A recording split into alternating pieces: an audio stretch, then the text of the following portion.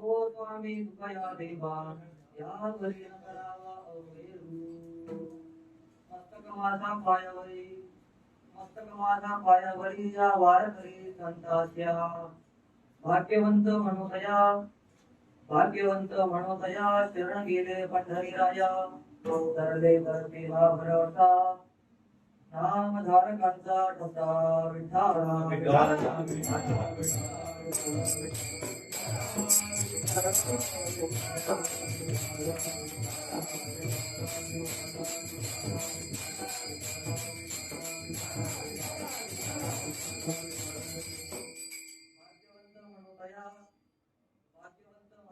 शरण गेले पंढरीराया तरले तरते हा भरवता नाम धारकांचा ठसा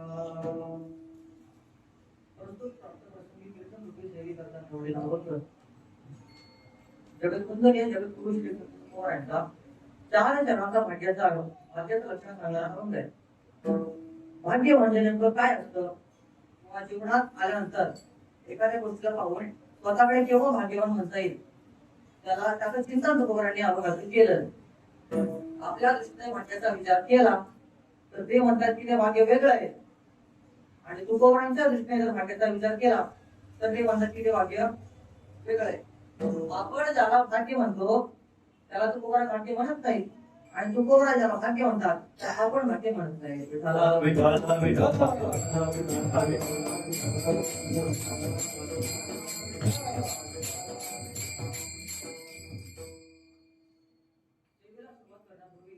अल्पसा परिहार देणं अत्यंत गरजेचं आहे. आज तुम्हाला एकादशी निमित्त या ठिकाणी विठ्ठल रुक्माई मंदिर या ठिकाणी मला वाटतं प्रत्येक एकादशीला कीर्तन होतं. प्रत्येक एकादशीला या ठिकाणी कीर्तन होत असतात आहे की नाही. म्हणजे अपवित्र अशा प्रकारचे मंदिर आहे. पवित्र अशा प्रकारचे मंदिर आहे. बरोबर पवित्र अशा प्रकारचा मंडप आहे तो आपल्याला श्रेष्ठ अशी अवस्था प्रदान करतो आणि मग ही कीर्तनाची साधना आपण करत असतो. त्याच्यानंतर आपण कीर्तनाची साधना करतो म्हणजे आपण फार भाग्यवान आहोत भाग्यवान आहोत. आपण अजूनही गाथा ज्ञानेश्वरी सारख्या ग्रंथांचं चिंतन करतो. अजूनही हरी कीर्तनाला येऊन बसतो. त्याचा अर्थ अशा प्रकारचा आध्यात्मिक उत्कर्ष व्हावा अशी भगवंताची इच्छा आहे. या ठिकाणी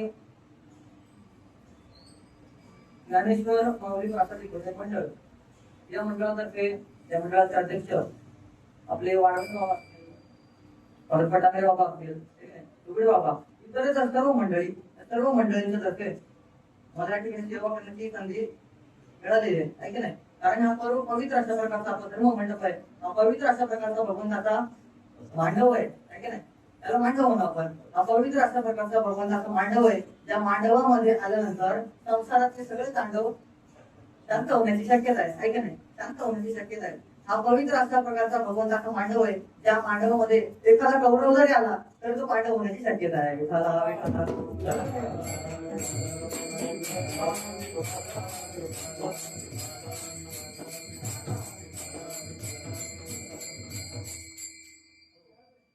या ठिकाणी मला कीर्तन करण्याची संधी लाभलेली आहे.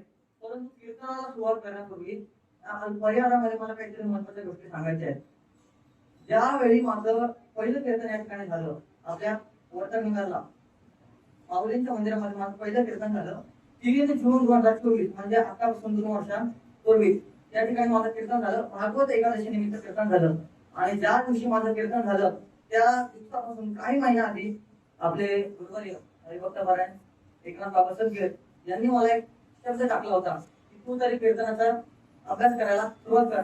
तो बाबांचा शब्द मी आत्मसात केला आणि या ठिकाणी मी तुमच्या समोर कीर्तनाकरिता उभा आहे. आणि ज्यावेळी माझं पहिलं कीर्तन होतं त्यावेळी मला पहिला पेटा देखील मला बाबांनी बांधला. तेव्हा मला पेटा बसता येत नव्हता परंतु बाबांनी त्यावेळी मला पहिला पेटा बांधला. त्यामुळे हे माझं पहिलं भाग्य आहे की नाही. हे माझं पहिलं भाग्य आहे.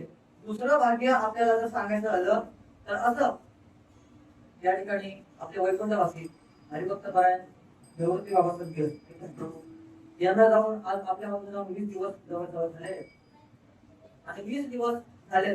परंतु शेवटी का होईना पण त्यांची संगत मला भेटली. जवळ आतापासून मार्च महिन्याच्या शेवटच्या सप्ताहामध्ये, शेवटच्या आठवड्यामध्ये बाबांची एक पुण्यात ठिकाणी तेवढं कथा होती. बाबांची कथा होती आणि त्या कथेमध्ये बाबांनी मला मृदंग वादनाची संधी दिली. त्या ठिकाणी मृदंग वादन करण्याची मला संधी प्राप्त झाली. हे माझं भाग्य समजतो. बाबांची मला भागवत कथा श्रवण करण्याची संधी मिळाली. आणि माझं मोठेपण सांगत नाही बरं, मोठेपण सांगत नाही, पण या महात्म्यांच्या संगतीत राहिल्यानंतर माझं काय भाग्य उदयाला आलेलं आहे या ठिकाणी तुमच्या समोर माझी कल्पना मांडत आहे. अशी माझी कल्पना आहे. आणि म्हणजे निवृत्ती बाबांची संगत मला शेवटचा महिना पण घडली. हे माझं दुसरं भाग्य आहे. आणि तिसरं भाग्य म्हणजे सांगायचं झालं तर आज कमला एकादशी आहे. पण काय आहे, कमला एकादशी जरी असली तरी कशाची आहे, अधिक मास सध्या या ठिकाणी चालू आहे. आणि अधिक मास चालू असताना या ठिकाणी अधिकच अधिकम फलम आहे की नाही. या अधिक मासामध्ये जितकं आपण भगवंताचं नामस्मरण करू त्याच्या काही पट आपल्याला या ठिकाणी भगवंताच्या नामस्मरणाच्या फलाची प्राप्ती या ठिकाणी होत असते. असं फल प्राप्त होत नाही, परंतु नामस्मरणाने फल प्राप्त होतं. परंतु या ठिकाणी अधिक मासामध्ये काही पटीने आपल्याला भगवंताचं नामस्मरण केलं तर त्याची फलाची प्राप्ती होते. आणि म्हणून कमला एकादशी निमित्त तुमच्या सगळ्यांमुळे मला या ठिकाणी कीर्तन करण्याची संधी मिळाली. हे माझं तिसरं भाग्य समजतो.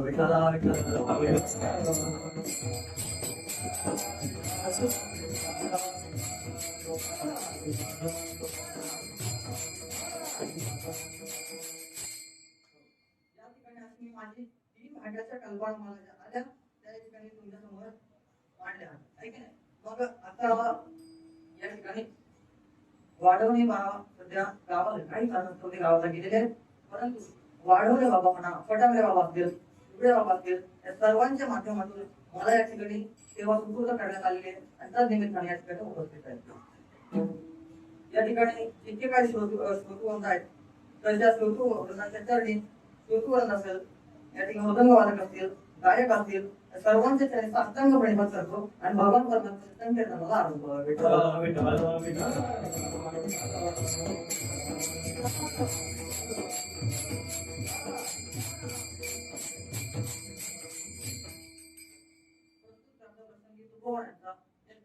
भाग्याची लक्षण सांगणारा तुकोबांचं भाग्य सेवेसाठी निवडलेलं आहे. कारण या हेतूने आपण निवडला. आणि जी काही माझी भाग्याची लक्षण आहेत आणि खास करून अधिक मासामुळे मला कीर्तन करण्याची संधी प्राप्त झाली. याच्या हिशोबाने या भाग्याची मी निवड केलेली आहे. भाग्याच्या अभंगाची निवड केलेली आहे. तुकोबा सांगतात भाग्याची लक्षणं तुकोबांनी अभंगातून सांगितलेली आहे. भाग्य काय होतं सांगितलेलं आहे की नाही. अडचण अशी आहे तुकोबा देखील एखाद्या गोष्टीला भाग्य मानतात, आपण देखील एखाद्या गोष्टीला भाग्य मानतो. परंतु तुकोबा ज्या गोष्टीला भाग्य मानतात त्या गोष्टीला आपण भाग्य मानत नाही. आणि आपण ज्या गोष्टीला भाग्य मानतो त्या गोष्टीला मात्र तुकोबा भाग्य मानत नाही. तुकोबांची भाग्याची लक्षणाची काय, संत मंडळींची भाग्याची लक्षणं आहेत. सगळी भाग्याची लक्षणं परमार्थाला लागून आहेत. आपली जी काही भाग्याची लक्षणं आहेत ती सर्व भाग्याची लक्षणं संसाराला लागून आहेत आहे की नाही. आपल्या दृष्टीने प्रपंचामध्ये अधिक प्राप्ती व्हायला लागली की आपण त्याला भाग्य म्हणतो आहे की नाही. भाग्य काय असतं, एखाद्याला जर संसारामध्ये अचानक धनसंपत्ती प्राप्त झाली तर त्याला आपण भाग्य म्हणतो आहे का नाही. हे आपल्या दृष्टीने भाग्याचे लक्षण आहेत. परंतु तुकोबा अधिक संत या भाग्याच्या लक्षणांना आपण त्यांना भाग्य म्हणतो, त्यांना तुकोबा भाग्य म्हणत नाही. आपल्या संसारामध्ये अचानक जर धनसंपत्ती प्राप्त झाली तर आपण त्याला भाग्य म्हणतो. एखाद्याचा समजा सत्ता असेल आणि त्याच्या सत्ता समृद्धी त्याची वाढीस लागली तर आपण त्याला भाग्य म्हणतो आहे की नाही.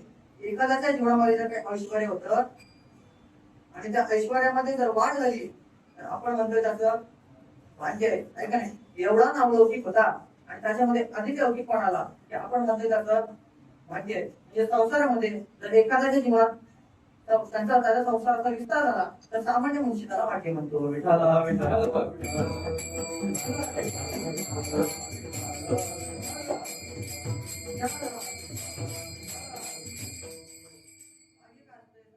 सांगितलेलं मात्र नाथ महाराज भागवतामध्ये महाराज चिंतन करतात.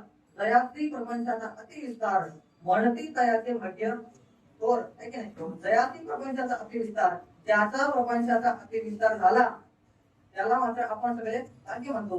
जर याचं भाग्य आपण थोर आहे, याचं भाग्य थोर आहे, असं त्या ठिकाणी त्याला भाग्याची धन्यता आपण देत असतो. पण संत मंडळी आधीपर्यंत तुकोबाराय याला भाग्याची लक्षणं मानत नाहीत.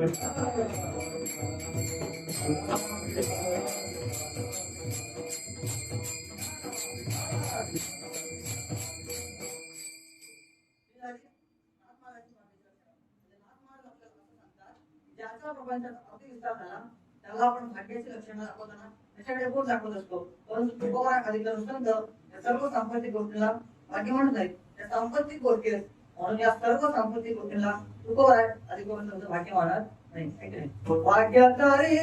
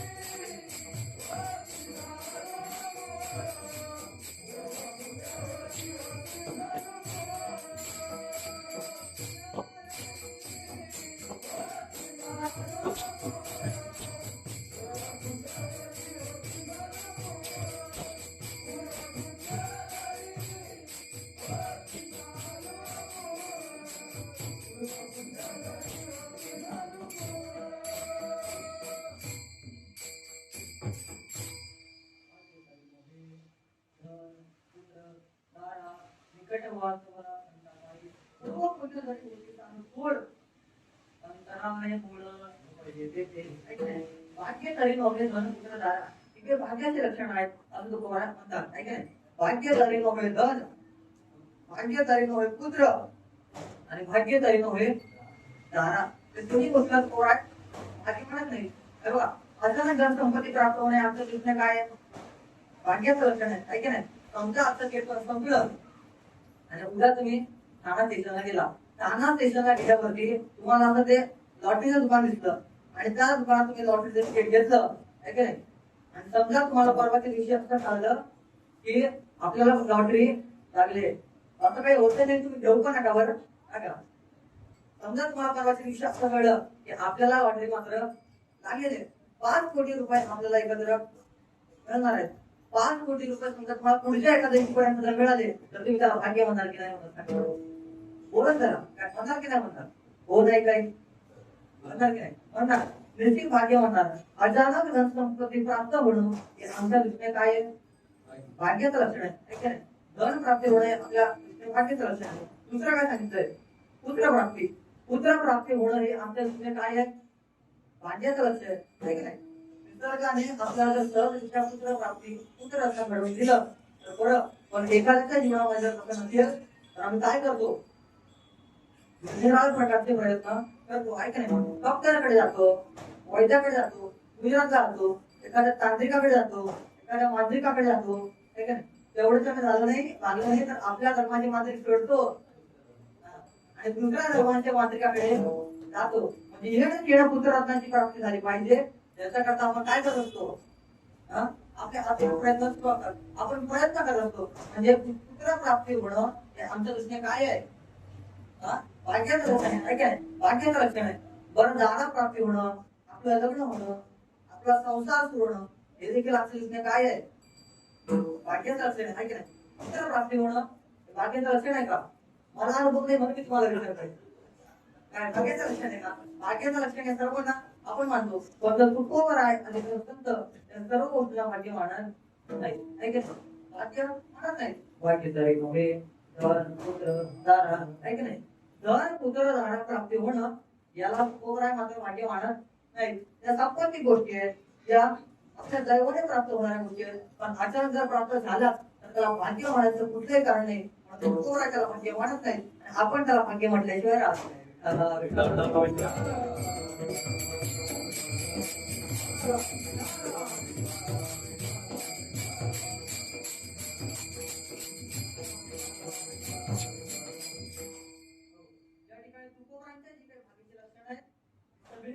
भाग्याची लक्षणं कशी आहेत? परमार्थाला लागलाय. आपली जी काही भाग्याची लक्षणं नाही ती सगळी लक्षणं संसाराला लागले. ऐक नाही. दुसरी गोष्ट आहे का, ज्याला आपण भाग्य म्हणतात तर आपण भाग्य मानत नाही. आणि आपण ज्याला भाग्य म्हणतो त्याला तुकोबराय मात्र भाग्य मानत नाही. तुकोबराय याला भाग्य मानत नाही म्हणजे तुकोबरायचं भाग्य काहीतरी वेगळं असलं पाहिजे. ऐक नाही. तुकोबरायचं भाग्य काहीतरी वेगळं असलं पाहिजे. आणि तुकोबरायचं भाग्य आपण समजून घेण्याकरता त्या ठिकाणी तुकोबरायचं एक स्वतंत्र अभंग त्यासाठी दिलेला आहे. कोणता अभंग आहे?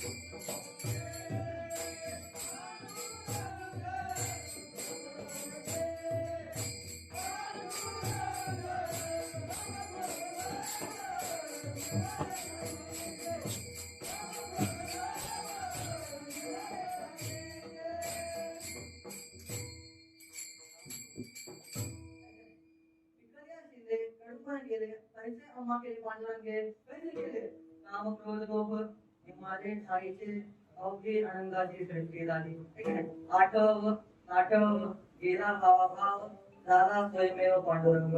आणि तुका म्हणे भाग्य या नावे म्हणजे संसारी जन्मिले याची लागली त्याला तू थोडा भाग्य म्हणतात आहे की नाही. काम क्रोध लोक हिमालय खायचे तुका म्हणे भाग्य या नावे म्हणजे अवघी आनंदाची सृष्टी झाली तुका म्हणे भाग्य या नावे म्हणजे आठव गेला भाव तुका म्हणे भाग्य नावे म्हणजे आणि झाला स्वयमेव पांडुरंग तुका म्हणे भाग्य नावे म्हणजे आणि संसारी जन्मिले याची लागली याला तुकोरा भाग्य म्हणतात. काम क्रोध लोभ हे अंतःकरणातून निघून झालं तुकोरा म्हणतात की तुम्ही याला भाग्य म्हणा आहे की नाही. काम क्रोध केले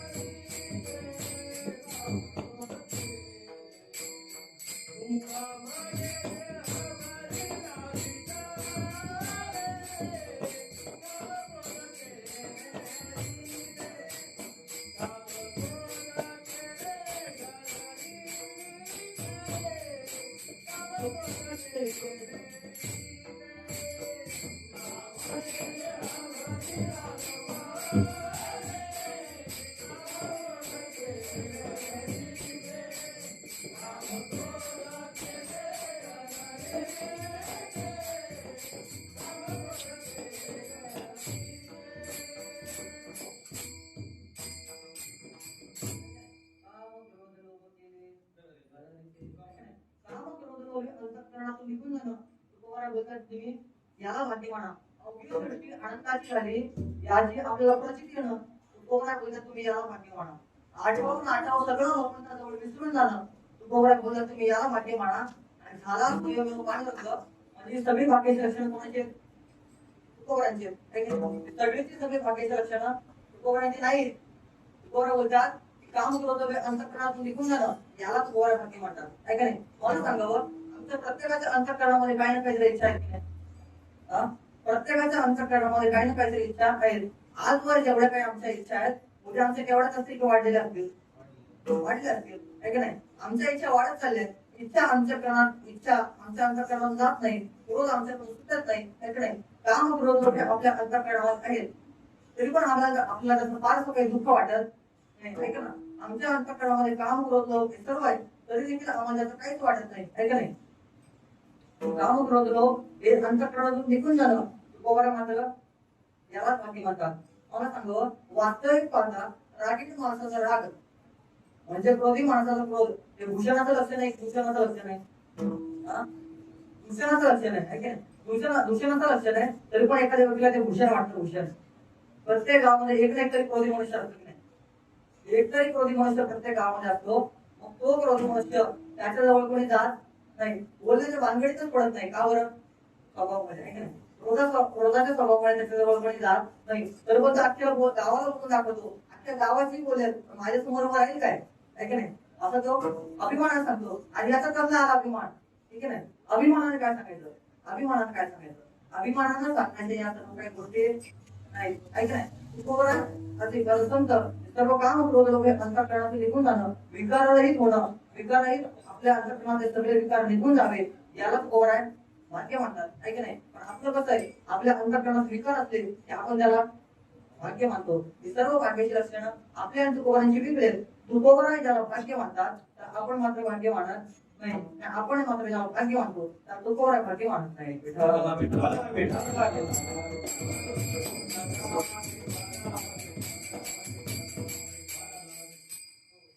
सर्व तुकोरांची लक्षणं म्हणजे काम क्रोध लोभ हे सगळं अंतःकरणातून निघून जाणं तुकोरा मात्र याला भाग्य म्हणतात. वर आपण नामदेव महाराजांना विचारू. नामदेव रायांना विचारल्यानंतर नामदेवरायांची बाकीची लक्षणं काय आहे. फार काही नाही फक्त आणि फक्त भगवंताच्या दर्शनाची प्राप्ती होणं. नामदेवराय बोलता फक्त आम्ही यालाच भाग्य म्हणून की नाही. माझे सर्व भाग्य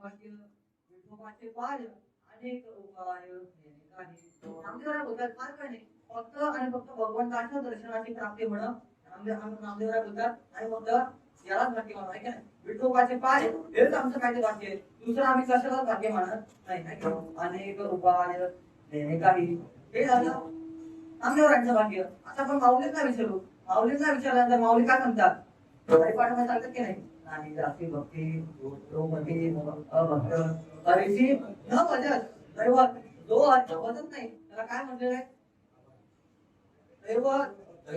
दैवत म्हणजे काय भाग्यही नाही दैवत म्हणजे भाग्य म्हटलेलं आहे म्हणजे भगवान परमात्म्याची भक्ती करणारा कोण आहे भगवंताची जो भक्ती करत नाही त्याला तो कोण आहे आणि माऊली भाग्य मानत नाही जो भगवान परमात्म्याचा भक्ती करत नाही त्याला या ठिकाणी भाग्यहीन म्हटलेलं आहे आणि जो भगवान परमात्म्याची भक्ती करतो तोच भाग्य वाढणार आहे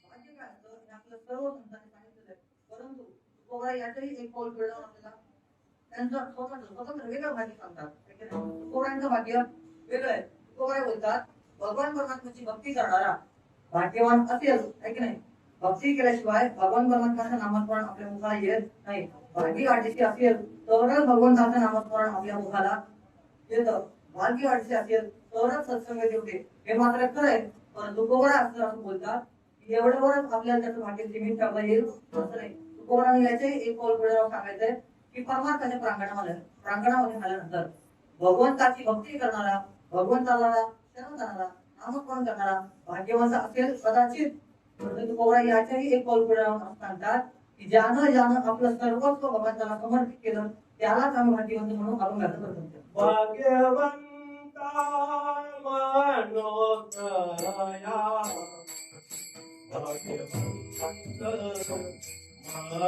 मनोदया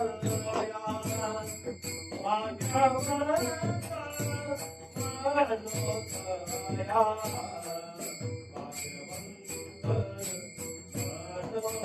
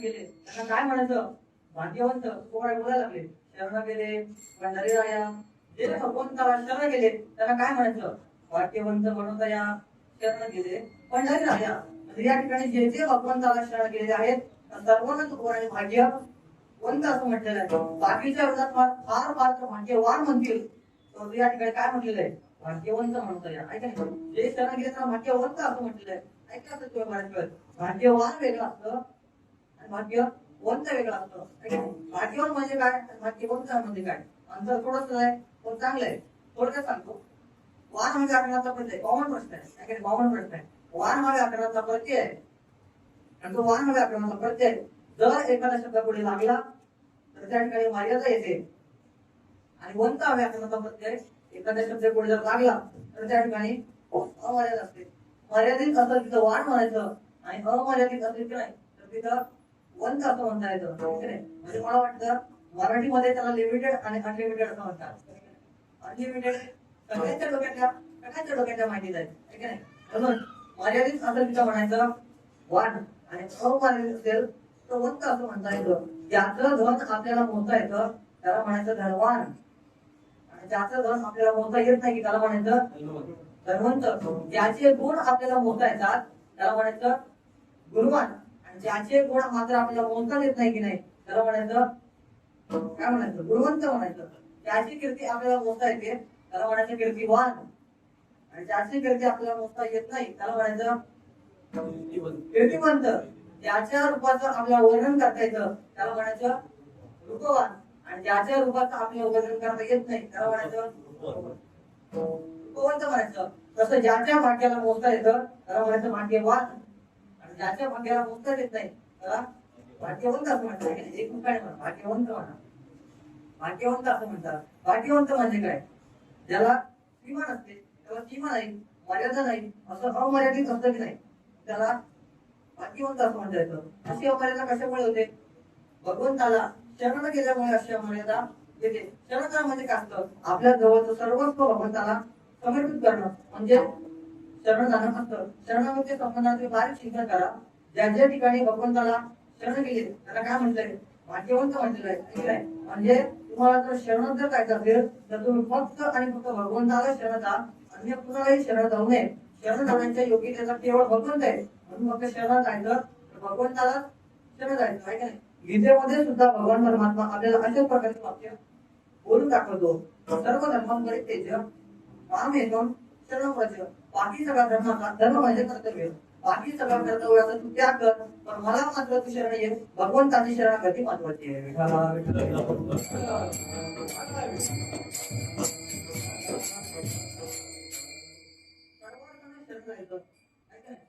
भगवंताला सर्वस्वाने शरण जायचं. शरण जाण्याची संबंध या ठिकाणी 4-5 गोष्टींचा विचार केलेला आहे, परंतु तुमच्या सगळ्यांचा असं वाटतं मला लक्ष नाही. गायकांचे गायक अपवाद आणि टाळ आणि श्रोते जेव्हा एकत्र होईल तेव्हाच करणार ठिकाणी मजा नाही. सगळ्यांनी एकदा टाळ हात वरती करून भगवंताचं भजन करा. विठ्ठला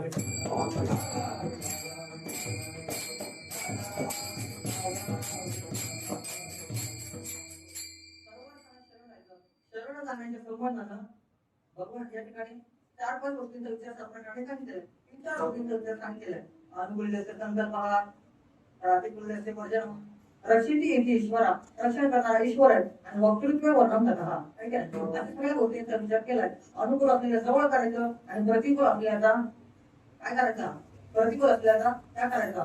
जे काही भगवंताच्या भक्तीला अनुकूल आहे त्या सगळ्यांना जवळ करायचं. ज्याच्यानं आपलं भजन वाटणार आहे अशाला आपण जवळ करावं, ज्याच्यानं भक्ती वाटणार आहे अशाला आपण जवळ करावं. मला सांगतो, जीवन जगत असताना आपण प्रत्येक मनुष्य कोणाला ना कोणातरी जवळ करतो की नाही? जवळ करतो. कोणातरी जवळ करतो. कशा करता? आपल्या जवळची आपण असा भरून निघावी याच्या करता तो जवळ करत असतो, की नाही? कुणाला जवळ करतो कशा करता? आपल्या जवळची अपूर्णता भरून निघावी याच्या करता. समजा एखादा दरिद्री मनुष्य असेल आणि त्याला ज्यावेळेस असं वाटतं की आपल्या जवळचं दरिद्री कोण निघून जावं त्यावेळेस तो जवळ करतो. कुणाला? भगवंताला जवळ करतो. एखादा समजा रोगी मनुष्य असेल आणि त्याला ज्यावेळेस असं वाटतं की आपल्या ठिकाणचा जो काही रोग आहे तो रोग निघून जावा त्याच्यावर तो जवळ करतो. कुणाला? डॉक्टरला, वैद्याला जवळ करतो. कोणच करा आहे की नाही? एखादा मनुष्य असेल आणि त्याला वाटतं की आपल्या चांगलं असं आपल्यासाठी घर बांधून घ्यावं त्यावेळी जवळ करतो. कुणाला? चांगल्या अशा इंजिनियरला जवळ करतो. म्हणजे जीवन जगत असताना प्रत्येक मनुष्य कुणाला ना कुणाला तरी जवळ करत असतो, परंतु कुणाला पण जवळ करू नये. ज्याच्यानं आपलं भजन वाटणार आहे अशाला आपण जवळ करावं, ज्याच्यानं आपली भक्ती वाटणार आहे अशाला आपण जवळ करावं, ज्याच्यानं सत्संग होणार आहे अशाचा संकल्प केला पाहिजे.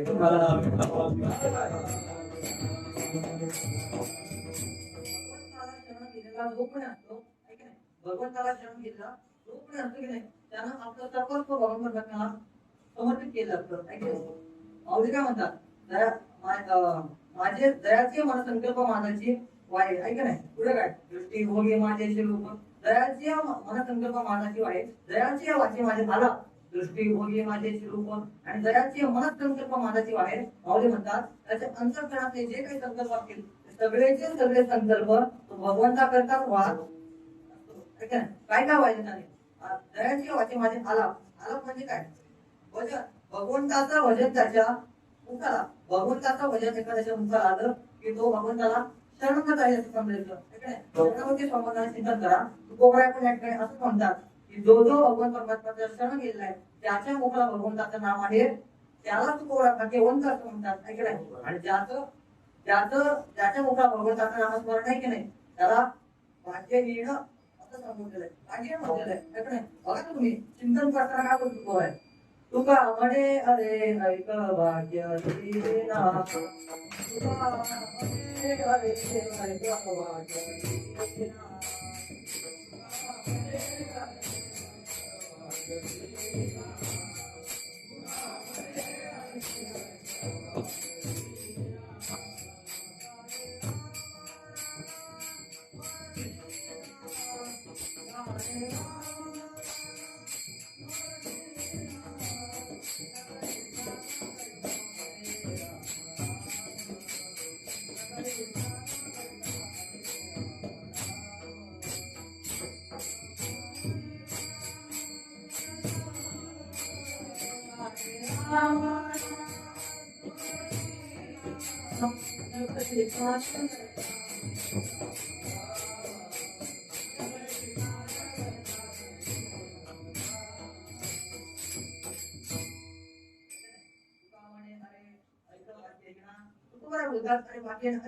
काय आहे का रे राम राणा काय म्हटलंय बाबू त्याला राम राणा का रे राम राणा स्मरतीला राम राणा म्हटले तुम्हाला राणा माहितीये काय कुठला राणा पंढरीचा राणा तुम्हाला कुठला राणा आठवा तो राणा मला म्हणायचंही नाही माझ्याशी त्याचा काही संबंध पण नाही पंढरीचा राणा मनामध्येच मारावा इथं पण काय म्हणतात राणा म्हणतात कोणा बोलायला लागले का रे राम राणा स्मरतीला का बरं तू भगवंताचं चिंतन करत नाही म्हणजे जे जे भगवंताचं चिंतन करत नाही भजन करत नाही सर्वांना तुकोबारांनी भाग्य हीन म्हटलेलं आहे आणि जे भगवंताचं भजन करतात मनच करतात त्यांना भाग्यवंत असं म्हटलेलं आहे की नाही असं म्हटलेलं आहे म्हणजे जे जे भगवंताचं शरण जातात जे जे भगवंताला शरण गेलेले आहेत त्या सर्वांना तुकोबारांनी भाग्य काय म्हटलेलं आहे भाग्यवंत असं म्हटलंय आणि जे शरण गेलेले नाहीत त्यांना काय म्हटलंय भाग्य हीन ऐक नाही दयाचे वाचे माझे आला आला म्हणजे काय भगवंताचं वजन त्याच्या मुखाला त्याच्या मुखाला भगवंताचं वजन आहे तो कोण आहे भाग्यवंत आहे ऐक ना भाग्यवंत आहे आणि दयाची मनसंकल्प माझाची वाळे त्याच्या अंतःकरणात जे काही भगवंताच्या संबंधात संकल्प असतील ते सगळेचे सगळे संकल्प देवाकरता करणं अनुकूल संकल्प करणं ज्याच्यानं आपलं वजन वाढणार आहे असे संकल्प करणं ज्याच्यानं आपली भक्ती वाढणार आहे असे संकल्प करणं म्हणजे सम्यक कल्प हा एक संकल्प आहे नाही त्याच्या अंतःकरणात जे काही चांगले संकल्प असतील ते सगळेचे सगळे संकल्प देवाकरताच करणं हे सुद्धा काय शरणागतीचं पहिलं लक्षण आहे विठाला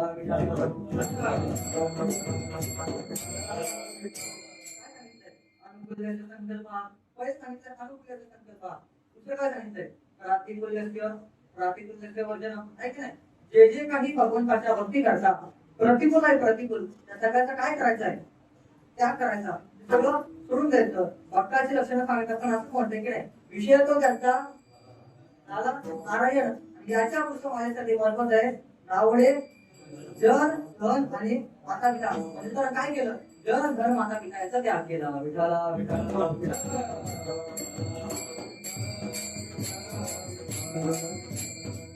भगवंताची भक्ती करणारा भगवंताच्या भजनामध्ये जे काही प्रतिकूल आहे सगळ्याचा काय करायचा त्या करायचा आवडत नाही का आवडत नाही विषय तो त्यांचा झाला नारायण ऐक नाही एका विषय तो सगळ्यांचा अरे एक सगळा विषय माझ्या असला कारण जे जे काही भगवंत आणि माझ्यामध्ये येत आहे त्याचा काय करायचा त्या करायचा आवडत नाही काय आवडत नाही नावडी सर्वप्रथम काय सांगितलंय नावडी जन जन आवडे जन म्हटलेलं आहे भक्ताला मात्र जन आवडे आपल्याला भक्ताला मात्र जन आवडे आपल्याला जन आवडे की आवडे आवडे आवडे की भरपूर आवडे भरपूर आवडे की लय आवडे अहो तुम्ही सांगा तेवढं कमी आहे जनस्तुती लागे मजबूर आहे की नाही. मला चिरंजीव पदामध्ये चिंतन करत असताना म्हणतात कुणाला जग आवडेल, प्रत्येकाला जग हे आवडतं, प्रत्येकाला लौकिक लौकिक हे आवडतं. तुम्हाला हे समजत असेल तर तुम्हाला टिकलीचा वाचत नव्हता आहे की नाही. प्रत्येक जण फेसबुक आहे की नाही, इंस्टाग्राम आहे की नाही. प्रत्येकाला वाटतं की नाही आपले फॉलोअर्स काय झाले पाहिजे, फॉलोअर्स काय झाले पाहिजे, वाढले पाहिजे. म्हणजे प्रत्येकाला मात्र काय जनप्रिय आहे की नाही. भक्ताला मात्र नावडे जन आहे की नाही. त्याच्या पुढचं महत्वाचं काय सांगितलंय, नावडे धन. भक्ताला मात्र धन आवडे. आपल्याला धन आवडे की आवडे, आवडे आवडे की भरपूर आवडे. पुढचं बोलू की झालं पाठ. प्रत्येकाला धन हे प्रिय आहे. धनवंता लागी सर्व मान्यता आहे जगी आहे की नाही. म्हणजे धनवंतालाच या जगामध्ये सगळे, धनवंतालाच जगामध्ये सगळीकडे किंमत आहे. म्हणून सगळे धन कमवण्याच्या मागे लागली. म्हणून प्रत्येकाला काय धन प्रिय आहे. विठ्ठला विठ्ठला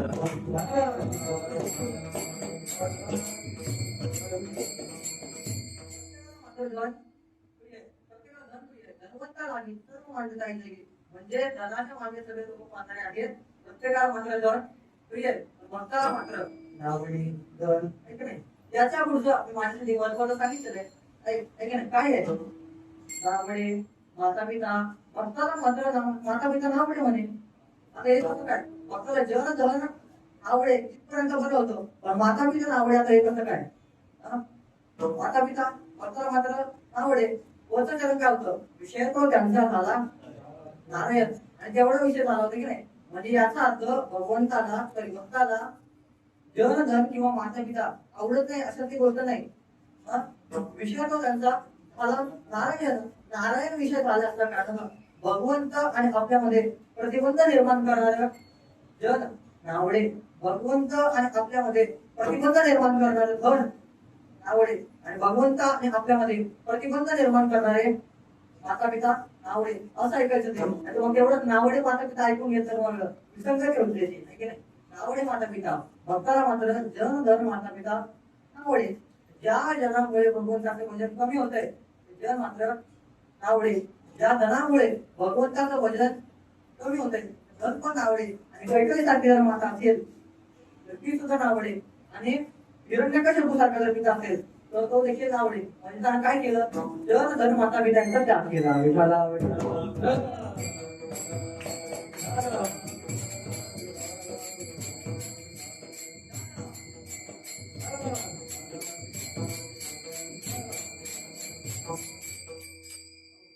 नावडे जन धन माता पिता. हे भक्ताला सांगितलं बरं का. भक्ताला मात्र नावडे जन धन माता पिता. भक्ताला जन धन माता पिता नावडे. कसे जर प्रतिबंध निर्माण होत असेल त्याच्यामुळे तर ते नावडे. त्याच्या पुढचं लक्षण सांगितलंय रक्षिती इति ईश्वरा. रक्षण करणारा ईश्वर आहे. रक्षण करणारा कोण आहे तर असं तुम्हाला एक प्रश्न विचारला. रक्षण करणारा भगवंत आहे. अशी ज्यावेळेस अंतःकरणामध्ये बुद्धी होते तेव्हा ते रक्षण कसलं आहे सांगा ना. शरणागतीच आहे. हे सगळ्याचं सगळं लक्षण शरणागतीच आहे. गजेंद्रानं ज्या वेळेच्या मगरासोबत युद्ध केलं 1000 वर्षापर्यंत, 1000 वर्षापर्यंत त्यांचं युद्ध सुरू राहिलं. 1000 वर्षापर्यंत तो स्वतःच्या बळाने लढला. परंतु ज्या वेळी तो क्षीण झाला त्याची शक्ती निघून गेली, शक्तीहीन झाला तेव्हा त्याच्या अंतःकरणामध्ये भावना निर्माण झाली. काय या जगाचा पालन करता जो कोणी असेल तर माझ्या करता यावं आणि या नकाराच्या गावडीचं मला सोडवावं आहे की नाही. म्हणजे भगवंत परमात्मा आपलं रक्षण करील अशी अंतःकरणामध्ये भावना निर्माण होणं हे सुद्धा काही शरणागती आहे. विठाला विठाला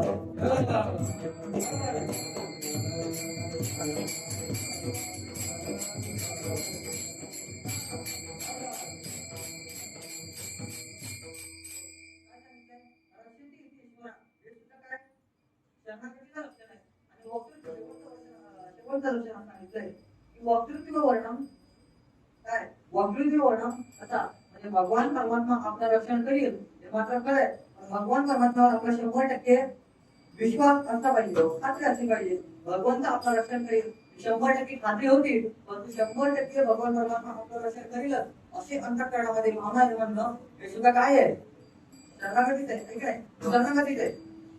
सगळीची चारी लक्षणं काय सांगितले शरणागती बद्दल सांगितलेले. कोणा सांगावं आमचा देवावर विश्वास आहे की नाही. योग बोलत करा, बोलत करा. देवावर आपला विश्वास आहे की नाही, आहे की नाही. एकाच देवावर आहे का सगळ्या देवावर आहे? हा? सगळ्याच देवावर आहे. आपला एका देवावर विश्वासच नाही. विश्वासच नाही म्हणजे थोडक्यात सांगतो, पांडुरंगाला आपण त्याचा देवा नाही. हो, तुम्ही जर माझ्याकरता अवलंबून केलं तर मी तुमच्या पोटाचा उत्तम सांगते का नाही आणि सांगतो. आणि नंतर 2-4 महिन्यावर बघतो. आणि 2-4 महिन्याने जर मिळाला नाही ना तर दलिंदर माणसं झाले म्हणता आता आपण देव बदलून करू. यांचे ज्यांना झालं नाही म्हणून दुसऱ्या देवाला सांगतो. दुसऱ्या देवाला सांगतो याचा अर्थ काय झाला? पहिल्या देवावरचा विश्वास संपला. थोडक्यात सांगायचं झालं तर एखादा देवाला नमस्कार करतो, देवीला नमस्कार करतो आणि नाही पूर्ण झाला किंवा दुसऱ्या देवाला सांगतो. दुसऱ्या देवाला सांगितलं याचा अर्थ काय झाला? पहिल्या देवावरचा विश्वास संपला. असं नाही. एकाच भगवंताची आपण काय केलं पाहिजे? शरणागती पत्करले पाहिजे. मी तुमच्या समोर 2 भक्त ठेवतो. प्रभू रामचंद्रांची सगळ्यात निश्चित भक्त कोण आहे? मारुती आहे. ठीक आहे. मारुती आहे त्यांचे सगळ्यात निश्चित भक्त आहेत. आणि भगवान श्रीकृष्णाची सगळ्यात जवळची कोण आहे भक्त? राधाराणी. राधाराणी. हनुमंत राय कधी कृष्ण म्हणत नाहीत आणि राधाराणी कधी राम म्हणत नाही. असं नाही. म्हणजे त्यांनी काय केलं? एकाच भगवंताची शरणागती पत्करली. आणि आपण असं जर एकाच भगवंताची शरणागती पत्करली तर ते सुद्धा काय शरणागतीचं लक्षण आहे. आणि आत्मनिक्षेप कार्पण्य शरणविलास शरणागती आता शेवट केलंय. म्हणजे भगवान परमात्मा आपण काय करायचं? सर्वस्व समर्पित करायचं. भगवंताला सर्वस्व समर्पित करणं हे सुद्धा काय आहे? शरणागतीचं लक्षण आहे.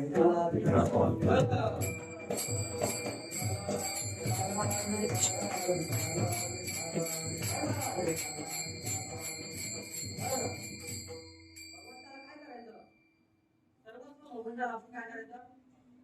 समर्पित करून टाकायचं. भगवंताला समर्पित करणं हे सुद्धा काय आहे?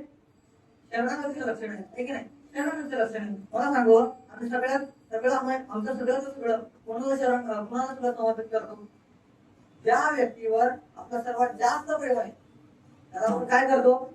सगळ्या ठिकाणी काय करतो? देऊन टाकतो. आणि एखादा तुमचा विषय असेल आणि त्या विषयाला जेव्हा असं वाटतं की आपल्याला निरनिराळे विषय भोगता यावे त्याच्याकरता काय करतो? सगळं भगवंताला नाही विषयांकरता सगळं समर्पित करतो. माहिती नाही. एखादा समजा मनुष्य असेल, पामर मनुष्य असेल आणि त्याला ज्यावेळी असं वाटतं की आपल्याला निरनिराळे भोग भोगता यावे याच्याकरता तो काय करतो? विषयांकरता सगळंच तो आपलं आयुष्य घेऊन टाकतो. मग अशी जर या ठिकाणी रीत असेल तर मला सांगावं, भगवंताची सर्वात मोठी आवड काय आहे? भगवंत. म्हणून तो काय करतो? भगवंता करता आपलं सर्वस्व समर्पित करतो. विठाला विठाला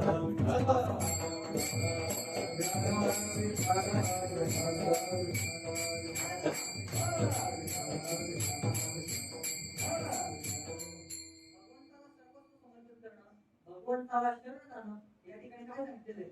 हे सुद्धा काय शरणागतीचं लक्षण आहे. जर तुम्हाला हे समजलं नसेल तर तुम्हाला एक सोप्या भाषेत सांगतो. शरण जाणं म्हणजे काय?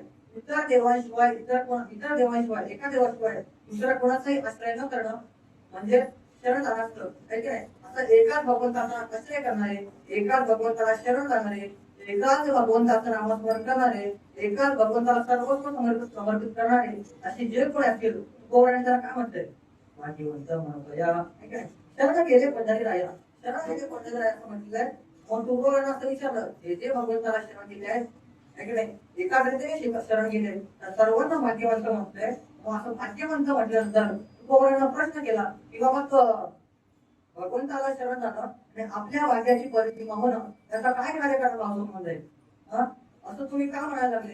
आणि ज्यावेळी तुकोबारांचा प्रश्न विचार केला तर तुकोबारांनी अत्यंत गोड उत्तर दिलं. आहे की नाही? तुकोबारा बोलायला लागले, जे भगवंताला शरण गेलेले आहेत त्यांच्यावरचा झालेला परिणाम बघा आणि जे भगवंताला शरण गेलेले नाहीत त्यांच्यावरचा झालेला परिणाम बघा. मग भगवंताला तुकोबारांना विचारलं की बाबा भगवंताला शरण गेलेले जे कोण आहेत त्यांच्यावर परिणाम काय झाला? पाहून घ्या दुसरं.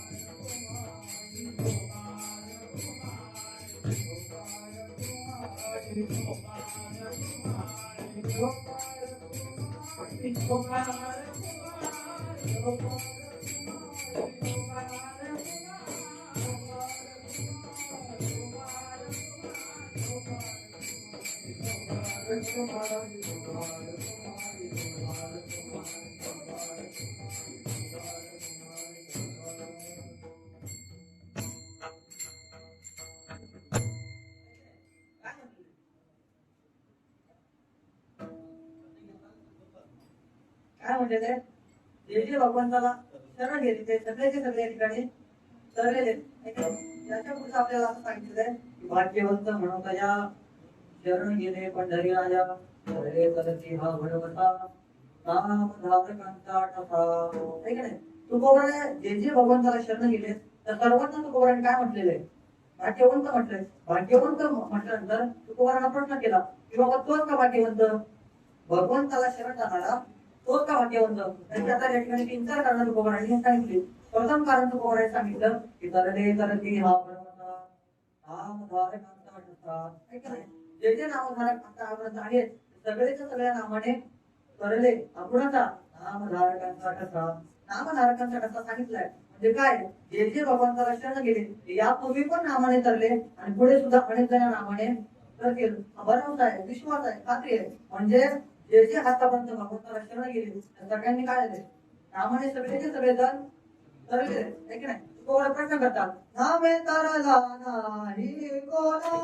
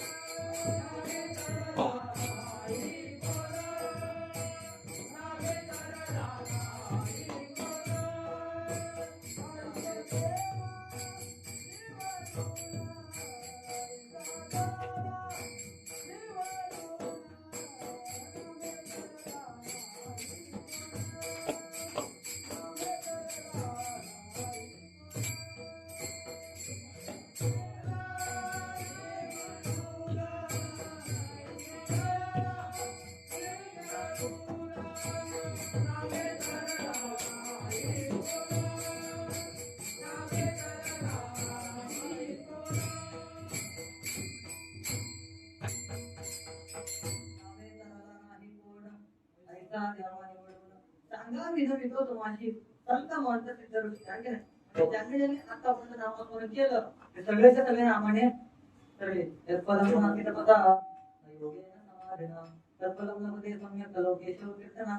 ज्यांनी ज्यांनी आतापर्यंत नामस्मरण केले ते सगळेच्या सगळ्या नामाने तरले आहे की नाही. रामदास बोल दिगंधाम इथे निश्चरामती वया तुतारिता अयोध्या नामाचे गुणत्रयम आहे की नाही.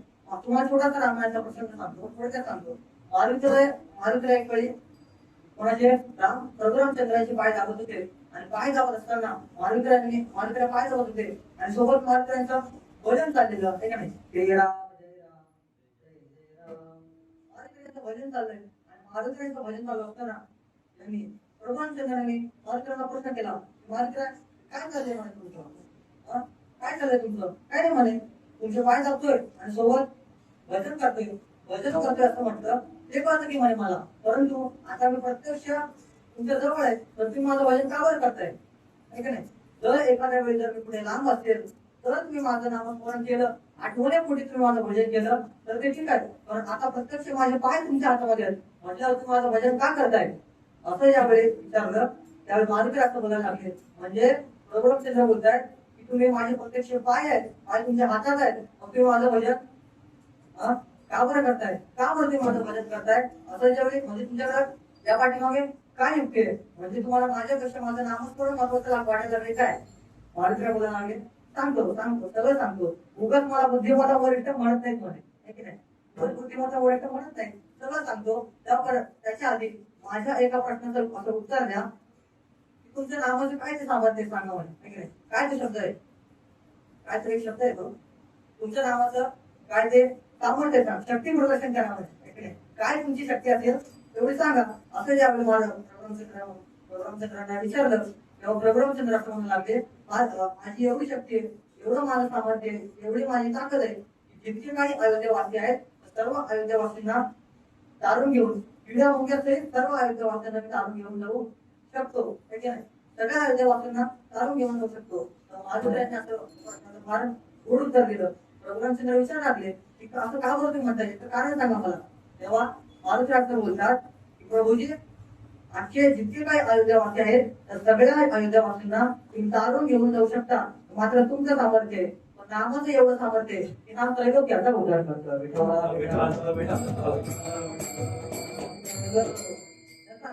नामाने काय होईल, ज्यांनी ज्यांनी आतापर्यंत नामस्मरण केलं सगळेच सगळे तरले, त्रैलोक्याचा उद्धार करतो. म्हणजे त्रैलोक्य उतरलंय, त्रैलोक्य या ठिकाणी तरलेलं आहे. त्रैलोक्य जेव्हा नामस्मरण करतो त्यावेळी त्या ठिकाणी त्रैलोक्य तरून जातं. म्हणजे ज्यांनी ज्यांनी आतापर्यंत नामस्मरण केलं सगळेच्या सगळे नामाने तरले. पण तेव्हा केव्हा, जेव्हा आपलं नामस्मरण अपराधरहित असेल, ठीक आहे, अपराधरहित असेल तेव्हाच आपण या ठिकाणी तरुण जाऊ. जेव्हा आपलं नामस्मरण करत असताना आपल्याकडून कोणताही अपराध घडणार नाही त्यावेळीच आपण या ठिकाणी तरुण जाऊ, आहे की नाही. तन्निंदा नाम वैभव कथा श्री शेषीवर वैतकी अश्रद्धा शुद्धीशास्त्र देशिक राम नाम निर्भर नामाची निषिद्ध वृत्ती विहितल्या कोश धर्मांतरी नाम्यम नामजे पेशी वते शहरेही नामा अपराधांचे दहा प्रकारचे आपण सांगितले. आपण विस्तार करत झालं तर वेळ पुरणार नाही, है की नाही. 10 प्रकारचे आपण सांगितले. जेव्हा सगळे जाईचे जागी अपराध आपण जेवढा सगळे विकार रहित आपण तरी अपराध रहित नामस्मरण आपण जेव्हा करू त्यावेळेस आपण या नामस्मरणातून तरुण जाऊ, है की नाही. तरुण जाऊ नामस्मरणाने मात्र आपण तरुण जाऊ. गाथा देखील नामस्मरणाने तरला, पण कसा तरला, गाथा जर सर्वच तरला, गाथाच्या सोबत दगड बांधली होती की नाही, सगळी दगड नामाने तरली, आहे की नाही. सगळीची सगळे दगड नामाने तरली. मग ही दगड जर तरतील ते ही दगड कावर करणार, है की नाही. सगळे नामाने तरतात, है की नाही. नामाने सगळे जण या ठिकाणी तरतात. प्रभुरामचंद्रांच्या बाबतीत जर आपण विचार करायला झाला तर रामचंद्र कसं काय तरला, दगडावरती काय केलं, राम नाम लिहिलं, राम अक्षर लिहिलं आणि मग हे सगळेचे सगळे दगड तरले. दगड तरल्यानंतर सगळे दगडांचा संचय केला आणि मग रामचंद्र ज्यावेळी उभारला त्यावेळी म्हणजे नामाने दगड त्या ठिकाणी राहतात.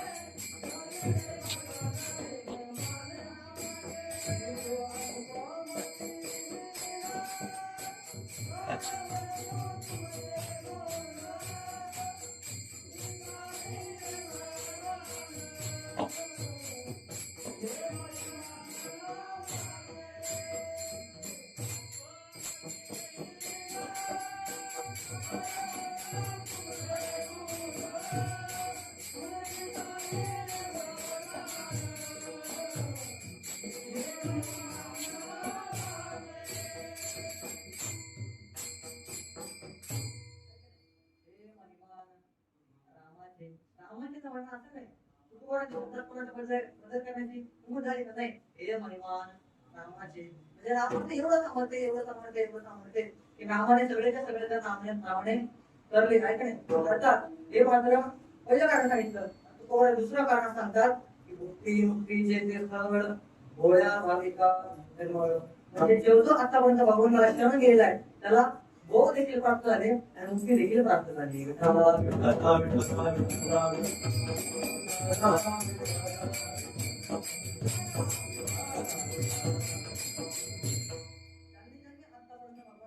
नामाने पत्करले. सगळेचे सगळे आतापर्यंत नामाने तरले.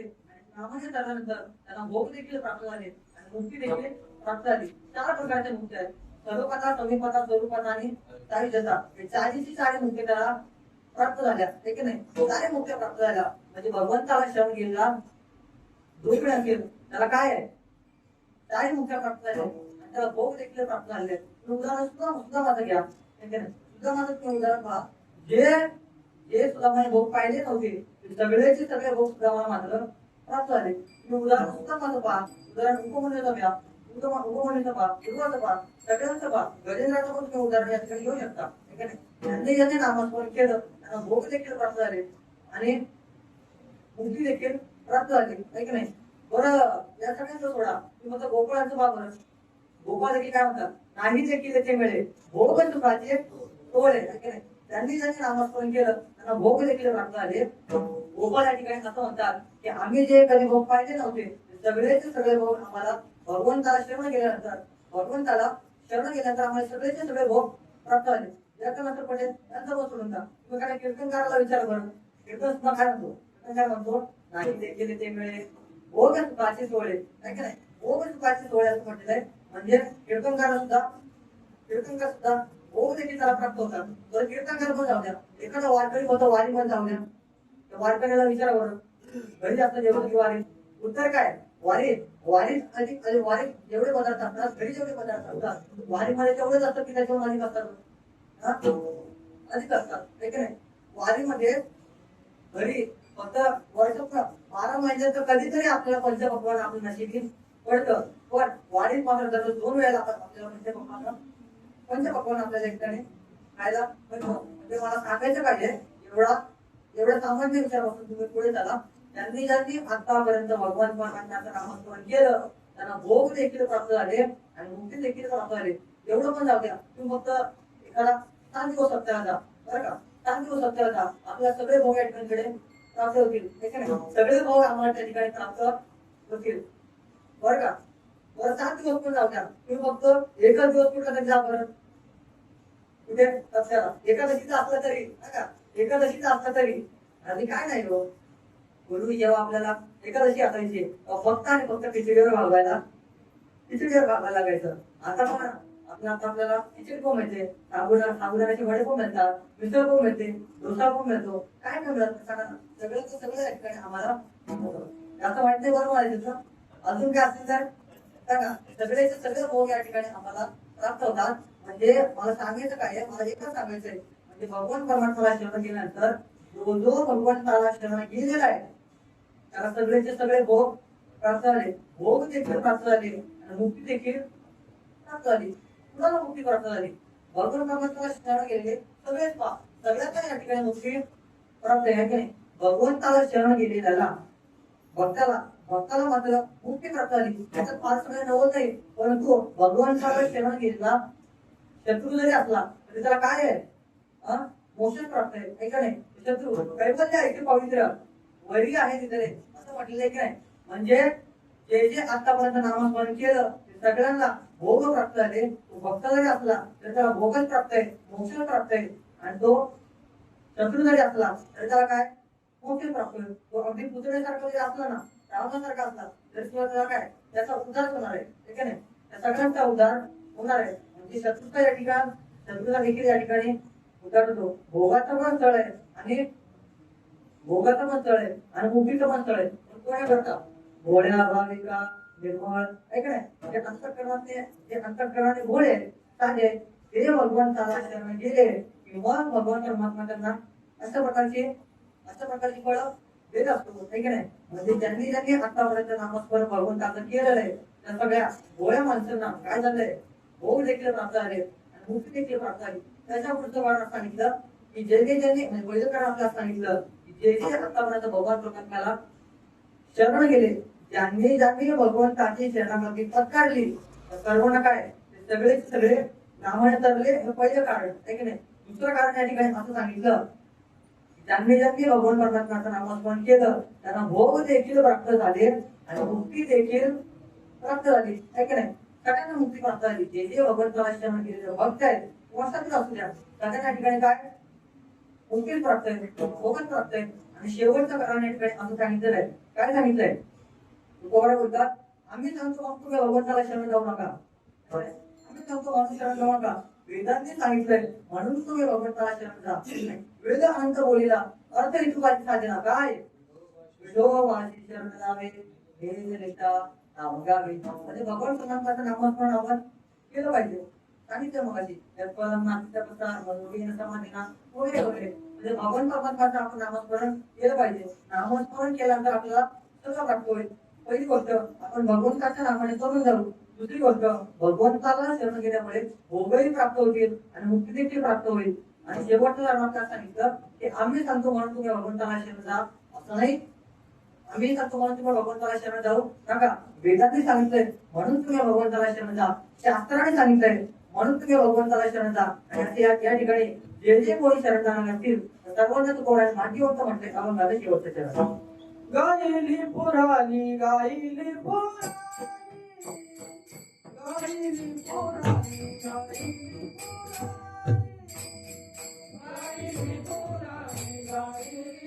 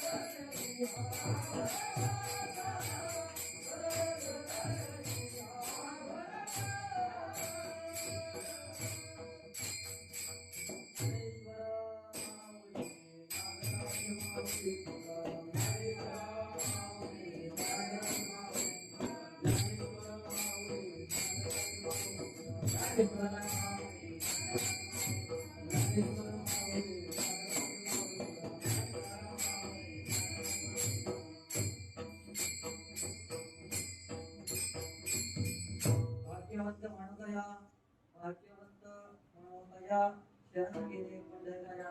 शरण गेले पंढरराया भाग्यवंत म्हणतया. है की नाही? भाग्यवंत म्हणतया शरण गेले पंढरराया. तरले तरती हा भरवसा नाम धारकांचा ठसा. मुक्तीचे ते स्थळ मुक्तीचे ते स्थळ भोळ्या भाविका निर्मळ. तरले तरती हा भरवसा नाम धारकांचा ठसा. गायली पुराणी तुका म्हणे वेदवाणी. तरले तरती हा भरवसा नाम धारकांचा ठसा. ज्यांनी आतापर्यंत भगवान परमात्म्याचं नामस्मरण केलेलं आहे सगळेच्या सगळे चालले आणि त्यांचं भाग्य काय असतं हे आपण अजून सांगितलेलं आहे. आज झालेली कीर्तन सेवा, प्रमोद एकादशी निमित्त झालेली कीर्तन सेवा, ही सगळी माझी सेवा जर काही चुकीचं बोलत असेल तर तुमचा नातू समजून मला माफ करा. तुमचा नातू समजून मला माफ करा. जी काही भगवंताची सेवा झालेली आहे भगवान परमात्म्याकरता केलेली आहे कमला एकादशी निमित्त केलेली सेवा आहे ही सेवा भगवंताच्या चरणी समर्पित करतो. जगद्गुरु आपल्या तुकोबारायांच्या चरणी समर्पित करतो. माऊलींच्या चरणी समर्पित करतो. सगळ्या श्रोतृवृंदांच्या चरणी समर्पित करतो. मातृपितृंच्या चरणी समर्पित करतो. माझ्या गुरूंच्या चरणी समर्पित करतो. आणि एवढं बोलतो आणि ते वेळा पूर्ण विराम देतो. तर पूर्वी सगळ्यांनी एकदा हात वरती करून टाळी वाजवून नामस्मरण करा.